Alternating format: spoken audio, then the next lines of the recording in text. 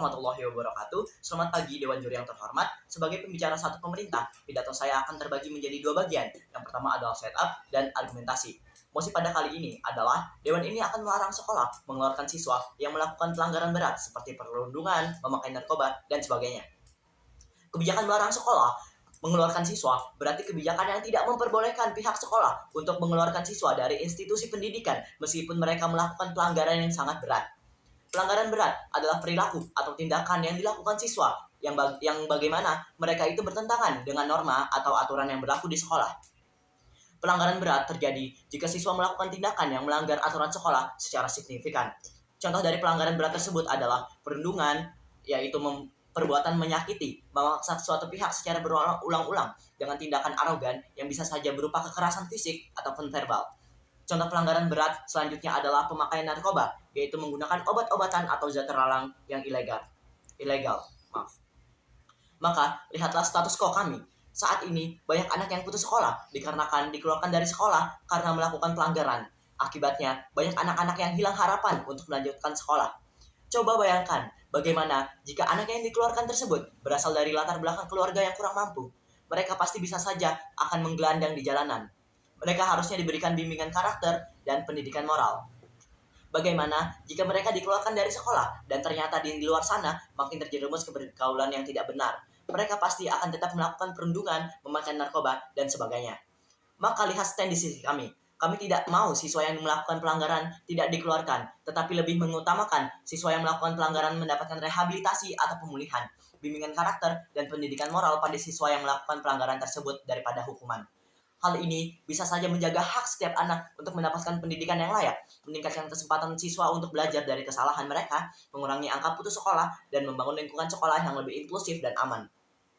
Kami tidak mau main hakim atau mengambil tindakan tanpa mengetahui alasan yang jelas mengapa siswa tersebut melakukannya.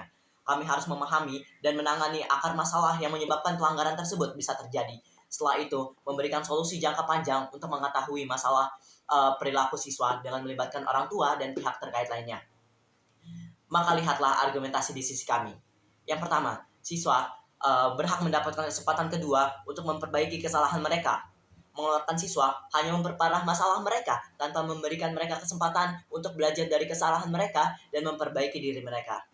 Mengeluarkan siswa secara langsung bisa dianggap terlalu keras dan tidak memberikan dampak secara signifikan. Mereka membutuhkan kesempatan untuk belajar dari kesalahan. Mengeluarkan siswa daripada sekolah dapat memiliki dampak psikologis yang negatif dan berat bagi siswa, seperti rasa malu, hilangnya motivasi untuk belajar, rasa rendah diri, depresi, stres, dan perasaan tidak berharga. Hal ini bisa berdampak buruk pada masa depan mereka. Ada banyak cara lain atau alternatif untuk yang ditempuh selain mengeluarkan siswa, seperti bimbingan konseling, pembinaan khusus, pendidikan moral, perkembangan karakter, dan lain-lain. Pendidikan ini bisa membantu siswa memperbaiki perilakunya tanpa harus putus sekolah. Dukungan dan intervensi yang tepat dapat membantu mereka berkembang lebih baik. Yang kedua, sekolah seharusnya menjadi tempat untuk pembinaan dan pemulihan siswa. Mereka diberikan bimbingan seharusnya dan konseling kepada siswa yang melakukan pelanggaran dapat membantu mereka memahami kesalahan mereka dan memperbaiki perilaku mereka di masa depan nanti.